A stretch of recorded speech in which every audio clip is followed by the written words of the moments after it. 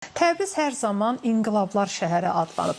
Bugün həmin inqilabın mərkəzinə çevrilə bilərmi? Yəni, nə dərəcədə buna hazırdır Təbriz? Bilirsiniz, Qəxam, bu 21-ci əsr Türk əsridir. İstəsələr də, istəməsələr də bu Türk əsridir. Və Türk dövlətləri birliyi qurulacaq. O birlik o vaxt yaranacaq ki, Təbrizdən başlasın. Çünki həm coğrafi baxımdan mərkəzdir. Özdə mən bunu bir neçə il bundan qabaq demişəm. Təbriz Türk dövlətinin paytaxtı olmayınca Turan qurula bilməz, mümkündür. Özdə olacaq. Niyə olacaq? Bugün Təbrizdə olan millətçilik ruhu heç bir Türk ölkəsində yoxdur. Nə bizdə var, nə Türkiyədə, nə obisində yoxdur.